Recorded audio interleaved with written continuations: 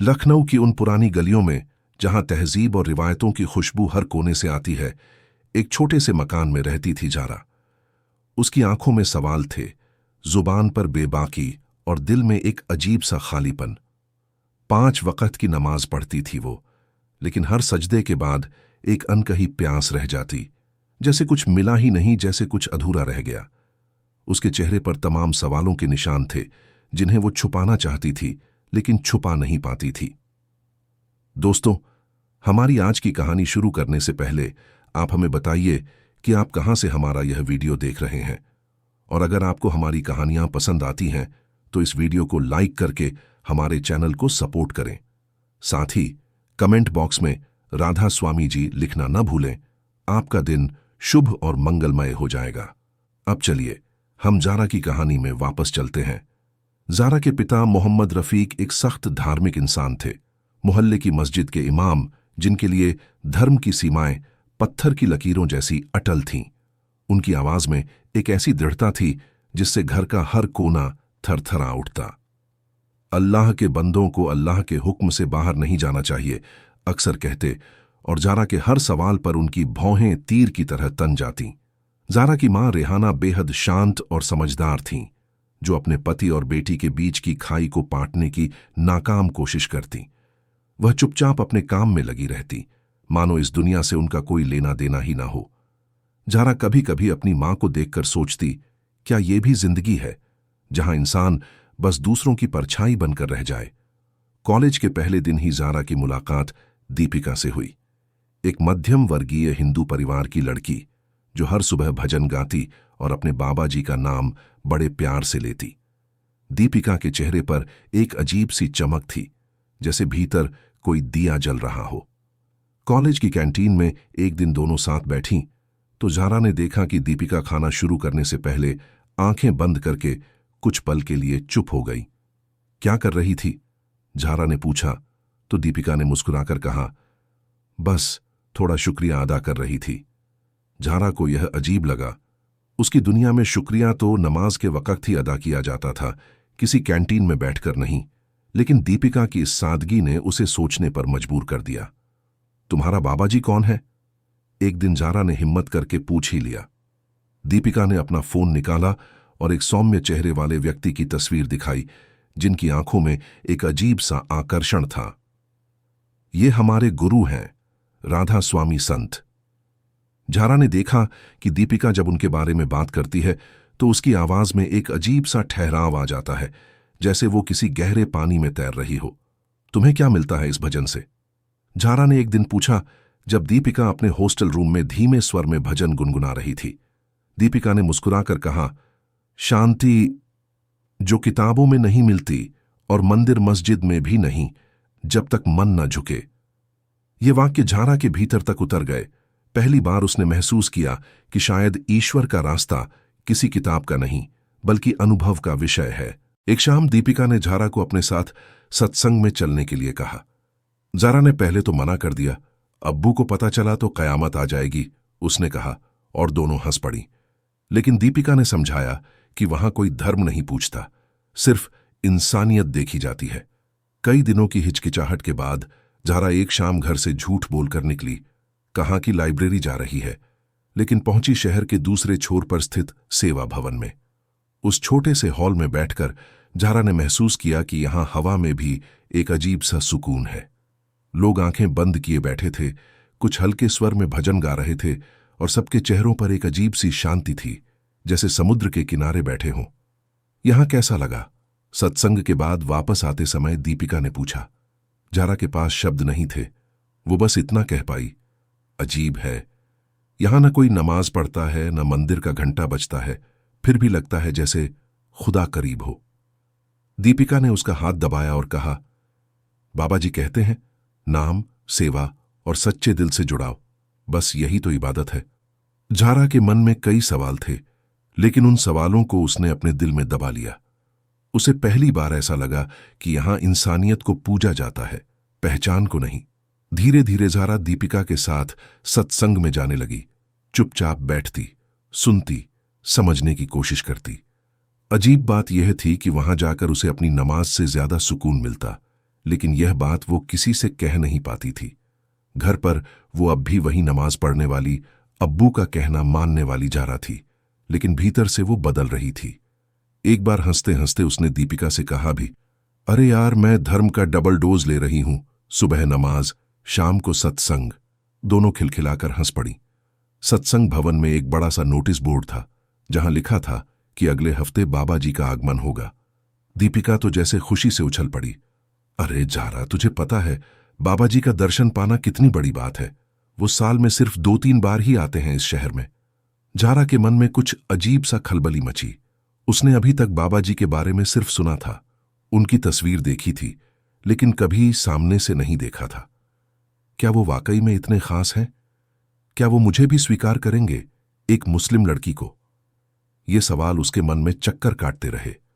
उस दिन जारा ने घर से निकलते समय अपनी स्कार्फ थोड़ी सी ढीली बांधी। आज वो नमाज पढ़ने नहीं, बल्कि एक ऐसे इंसान से मिलने जा रही थी जिनके बारे में कहा जाता था कि वो हर धर्म, हर जाति के लोगों को अपना मानते हैं। जब वो सत्संग भवन पहुंची तो देखा कि पूरा हॉल खचाखच भरा है। हजारों लोग पंक्तिबद्ध बैठे हैं और एक अजीब सी खामोशी है, जैसे हवा में भी श्रद्धा घुली हो। जारा पीछे के एक कोने में खामोशी से हाथ जोड़े बैठ गई। उसके मन में हजारों विचार उमड़ रहे थे। क्या मैं यहां स्वीकार की जाऊंगी? क्या बाबा जी मुझे देखेंगे? लेकिन उसके भीतर की रूह कह रही थी, अब मत सोच, बस जुड़ जा।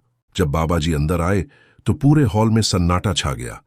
उन्होंने सफेद कुर्ता पजामा पहना था, माथे पर चंदन का तिलक था और चेहरे पर एक ऐसी मुस्कान थी जो जारा ने कभी किसी के चेहरे पर नहीं देखी थी। एकदम निर्मल, बिना किसी बोझ के। वे आए और मंच पर बैठ गए। सत्संग शुरू हुआ। पहले भजन, फिर उनका प्रवचन। जारा ध्यान से सुन रही थी, हर शब्द उसके भीतर तक उतर रहा था। हम सभी एक ही रोशनी के अंश हैं, बाबा जी कह रहे थे। चाहे हमारी भाषा अलग हो, रंग अलग हो, पोशाक अलग हो, हमारी आत्मा एक ही स्रोत से आई है। जो इस सच्चाई को समझ लेता है, उसके लिए न कोई अपना है न कोई पराया। उसी समय बाबा जी की दृष्टि उस कोने पर गई जहां जारा बैठी थी। चंद सेकंड के लिए उनकी आंखें मिलीं और जारा को लगा जैसे कोई उसके अंदर तक झांक रहा हो। वो पल जारा के लिए अनमोल था, जैसे समय थम गया हो, जैसे सारी दुनिया से उसका नाता टूट गया हो और सिर्फ वो 2 आंखें, 2 आत्माएं ही बची हों। उसकी आंखों से एक आंसू छलक पड़ा, जिसे उसने जल्दी से पोंछ लिया। उस दिन क्या हुआ जारा ठीक से बता नहीं पाई, लेकिन उसने महसूस किया कि जैसे उसके दिल का एक तार अचानक झंझना उठा हो। संगत के बाद जब बाबा जी से मिलने की पंक्ति बनी तो जारा झिझकते हुए सबसे पीछे जा खड़ी हुई। उसके हाथ कांप रहे थे, आंखें नम थीं और दिल जैसे बाहर आ जाना चाहता था। दीपिका ने उसका हाथ थामकर कहा, डर मत, बाबा जी का प्यार सबके लिए बराबर है। लाइन धीरे धीरे आगे बढ़ रही थी और जारा का दिल तेजी से धड़क रहा था। उसने अपनी दुपट्टा थोड़ी सी ठीक की और सोचा, क्या बाबा जी मुझे देखकर समझ जाएंगे कि मैं मुस्लिम हूं? क्या मुझे यहां आना चाहिए था? लेकिन अब पीछे हटने का मौका नहीं था। जब वह बाबा जी के सामने पहुंची तो उसने कुछ नहीं कहा, सिर्फ सिर झुका दिया। बाबा जी ने चुपचाप उसके सिर पर हाथ रखा और कहा, जहां प्रेम है वहां मैं हूं, बाकी सब दीवारें इंसानों ने बनाई हैं। उस क्षण जारा की रूह कांप गई, जैसे भीतर कुछ पिघल गया हो। क्या आप जानते हैं, मैं, जारा ने हिचकते हुए कहना चाहा, लेकिन बाबा जी ने मुस्कुराकर उसकी बात काट दी। मैं सिर्फ एक चीज जानता हूं, तेरे दिल में प्यार है, और जहां प्यार है वहां खुदा है, वहां अल्लाह है, वहां राम है। जारा की आंखों से आंसू बह निकले। वो आंसू दुख के नहीं, स्वीकार के थे। उस स्पर्श ने कुछ ऐसा छू दिया जिसे शब्द नहीं बांध सकते। जारा पहली बार टूटी नहीं, जुड़ गई थी खुद से, उस शक्ति से जो न नाम देखती है न वेश। वो क्षण सिर्फ आशीर्वाद का नहीं था, पहचान की दीवारों के गिरने का था। जब वो वहां से निकली तो जमीन पर चल रही थी, लेकिन उसे लग रहा था जैसे हवा में तैर रही हो। उसके अंदर से एक बोझ उतर गया था, उस बोझ का जो पहचान के नाम पर हम सब अपने कंधों पर लादे रहते हैं। जब वह घर लौटी तो मां ने देखा कि जारा कुछ बदली बदली सी है, शांत, गहरी और जैसे भीतर से हल्की। कहाँ गई थी? इतनी देर हो गई, हम चिंता कर रहे थे। अब्बू की आवाज कड़क थी, लेकिन झारा ने बिना झिझके कहा, मैं एक ऐसी जगह गई थी जहां मुझे वो मिला जो हम सब तलाश रहे हैं, शांति। अब्बू कुछ कहना चाहते थे, लेकिन झारा के चेहरे पर जो नूर था वो उन्हें रोक गया। पहली बार उन्होंने अपनी बेटी को इतना प्रकाशमान देखा था। मां ने झारा के माथे को छुआ। तबीयत तो ठीक है ना? झारा हंस पड़ी। अम्मी, मैं इतनी अच्छी कभी नहीं रही। पिता ने उसकी चुप्पी को समझने की कोशिश की, लेकिन झारा अब बहस नहीं करती थी। वह बस सुबह सुबह उठती, नमाज के बाद चुपचाप कुछ मिनट आंखें बंद करके बैठती और कहती, मैं खुदा को अब शब्दों में नहीं, मौन में ढूंढती हूं। रेहाना को अपनी बेटी में आया यह बदलाव अजीब लगता, लेकिन अच्छा भी। तू पहले हमेशा बहस करती थी, अब इतनी शांत कैसे हो गई? एक दिन रेहाना ने पूछा। झारा ने मुस्कुराकर कहा, अम्मी, जब पानी मिल जाए तो प्यास के बारे में बहस करना बेकार है। धीरे धीरे झारा का सेवा भवन जाना बढ़ने लगा। अब वो न सिर्फ सत्संग के लिए जाती, बल्कि वहां सेवा भी करती। सफाई सेवा, भोजन वितरण, बच्चों को पढ़ाना, सब कुछ एक अज्ञात प्रेम से भरा हुआ था। एक दिन दीपिका ने उससे पूछा, तेरे अब्बू को पता है कि तू यहां आती है? झारा ने सिर हिलाया। अभी नहीं, लेकिन एक दिन मैं उन्हें बताऊंगी। अभी वो समझेंगे नहीं और मैं उन्हें समझा नहीं पाऊंगी। दीवारों को तोड़ने की जरूरत नहीं थी, वो खुद ही गिरती चली गईं। अब उसे यह सिद्ध करने की जरूरत नहीं रही कि वह मुस्लिम है या नहीं, क्योंकि आत्मा की पहचान धर्म नहीं, भावना होती है। सेवा भवन में अब झारा को सब पहचानने लगे थे। एक दिन जब वो लंगर की सेवा कर रही थी तो एक बुजुर्ग ने उससे पूछा, बेटी, आप मुस्लिम हो ना? फिर यहां कैसे? झारा ने बड़े प्यार से थाली में उन्हें खाना परोसते हुए कहा, बाबा जी, भूख सबकी एक जैसी है और खाना बांटने का सुख भी। बुजुर्ग हंस पड़े। एक दिन संगत में किसी ने सवाल उठाया, अगर धर्म अलग हो तो क्या बाबा जी की कृपा नहीं मिलती? सवाल सीधा झारा की तरफ इशारा कर रहा था, हालांकि उसका नाम नहीं लिया गया था। कुछ पल की खामोशी के बाद झारा खड़ी हुई। उसके हाथ थोड़े कांप रहे थे, लेकिन आवाज में दृढ़ता थी। उसने कहा, जब मैंने बाबा जी के सामने सिर झुकाया तो उन्होंने मेरा नाम नहीं पूछा, उन्होंने मेरा मन देखा। और जब इंसानियत बोलती है, धर्म चुप हो जाता है। उसकी बात पर पिन ड्रॉप साइलेंस छा गया और फिर तालियां गूंज उठीं। पहली बार झारा ने बोलकर नहीं, जी कर उत्तर दिया था। उसके बाद एक अजीब सी बात हुई। झारा जब घर लौटी तो देखा कि अम्मी दरवाजे पर खड़ी हैं और उनके चेहरे पर चिंता है। अब्बू को पता चल गया है, अम्मी ने धीमे से कहा। झारा का दिल धक से रह गया। उसने धीरे से पूछा, वो नाराज हैं? अम्मी के चेहरे पर एक अजीब सी मुस्कान थी। नाराज तो थे, लेकिन फिर किसी ने उन्हें बताया कि तू वहां क्या करती है, और उन्होंने कहा कि वो तुमसे बात करना चाहते हैं। जब झारा अंदर गई तो देखा कि अब्बू सोफे पर बैठे हैं। उनके हाथ में तस्बीह है और चेहरे पर एक अजीब सा भाव है, गुस्सा नहीं बल्कि जिज्ञासा। बैठो, उन्होंने कहा। मुझे बताओ, तुम वहां क्या करती हो? झारा ने गहरी सांस ली और बताना शुरू किया। दीपिका से मिलना, सत्संग में जाना, बाबा जी का आशीर्वाद, सब कुछ। वो रुकी नहीं, बस बोलती गई, जैसे कोई बांध टूट गया हो। उसने अब्बू को बताया कि कैसे वहां उसे वो शांति मिली जिसकी तलाश उसे हमेशा थी। कैसे वहां नाम, जात, धर्म का कोई भेदभाव नहीं है, सिर्फ प्रेम और सेवा का महत्व है। अब्बू चुपचाप सुनते रहे। जब झारा खत्म कर चुकी तो उन्होंने पूछा, तो क्या तुमने अपना धर्म छोड़ दिया है? झारा मुस्कुराई। नहीं अब्बू, मैं आज भी नमाज पढ़ती हूं, रोजे रखती हूं, लेकिन अब मुझे समझ आया है कि धर्म सिर्फ रिवायत नहीं, बल्कि एक अनुभूति है, और उस अनुभूति तक पहुंचने के कई रास्ते हो सकते हैं। मैंने अपना धर्म नहीं छोड़ा है, बल्कि मैंने धर्म का असली मतलब जाना है। अब्बू के चेहरे पर अजीब सा भाव था। शायद उन्हें भी कुछ समझ आ रहा था, या शायद वो बस अपनी बेटी के बदलाव को देख रहे थे। कुछ दिनों बाद झारा को एक बड़ा सरप्राइज मिला। उसकी मां ने कहा कि वो भी सत्संग में जाना चाहती हैं। अम्मी, आप सच में? झारा की आंखें चमक उठीं।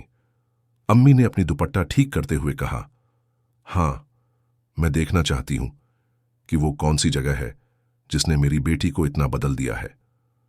उस दिन जब झारा अपनी मां को सत्संग में ले गई तो उसके दिल में एक अजीब सा सुकून था।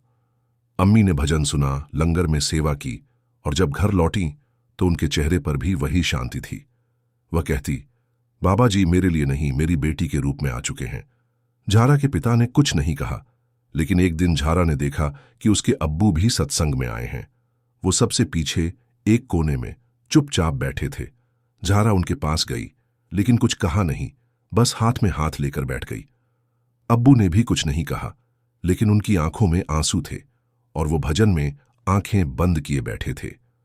उस दिन झारा समझ गई कि धर्म की दीवारें इंसान के भीतर होती हैं, बाहर नहीं, और जब भीतर की दीवारें गिर जाती हैं तो इंसान इंसान से जुड़ जाता है। आज 3 साल बाद ज़ारा गांव में बच्चियों को शिक्षा देती है और हर दिन सेवा के माध्यम से एक ही बात दोहराती है, सच्चा धर्म सेवा है, भक्ति है और प्रेम है। उसकी क्लास में हिंदू, मुस्लिम, सिख, ईसाई सभी धर्मों के बच्चे आते हैं और वो उन्हें सिखाती है कि कैसे एक दूसरे का सम्मान करना है, कैसे बिना भेदभाव के प्यार करना है। जब कोई बच्चा पूछता है, दीदी आप कौन से धर्म की हैं, तो ज़ारा मुस्कुराकर जवाब देती है, मैं इंसानियत के धर्म की हूं। वह हर किसी से बस एक बात कहती है, धर्म वही है जो जोड़ दे, तोड़े नहीं, और बाबा जी ने मुझे खुद से जोड़ दिया। यही मेरी सबसे बड़ी इबादत है। सेवा भवन में अब जब कोई नया आता है और कहता है, मैं अलग हूं, क्या मुझे भी यहां जगह मिलेगी, तो ज़ारा मुस्कुराकर जवाब देती है, यहां कोई अलग नहीं होता, क्योंकि वो जानती है कि आत्मा का रंग, नाम और धर्म नहीं होता, सिर्फ उसका भाव होता है। एक बार किसी ने ज़ारा से पूछा, तुम्हारी जिंदगी में सबसे बड़ा बदलाव कब आया? ज़ारा थोड़ी देर सोचती रही, फिर मुस्कुराई। जब मैंने अपने आप को सिर्फ ज़ारा के रूप में देखना शुरू किया, न हिंदू, न मुस्लिम, न कोई और पहचान, बस एक रूह जो प्रेम करना चाहती है, सेवा करना चाहती है और अपनी असली पहचान को जानना चाहती है। ज़ारा की कहानी सिखाती है कि जब मन निर्मल हो और दिल में प्रेम हो, तब सच्चे गुरु की कृपा हर दीवार को गिरा देती है। यह एक ऐसी कहानी है जो हमें यह याद दिलाती है कि धर्म, जाति, नस्ल ये सब मनुष्य की बनाई हुई दीवारें हैं। असली धर्म वो है जिसमें इंसानियत जिंदा हो। जहां भजन, सेवा और समर्पण है, वहां खुदा, अल्लाह, ईश्वर स्वयं होते हैं और वहां किसी दीवार की जगह नहीं। दोस्तों, अगर आपको ज़ारा की इस कहानी से कुछ सीखने को मिला तो कृपया इस वीडियो को लाइक करें, अपने दोस्तों और परिवार के साथ शेयर करें और हमारे चैनल को सब्सक्राइब करें ताकि ऐसी और भी कहानियां आप तक पहुंचती रहें। जय बाबा जी की। राधा स्वामी।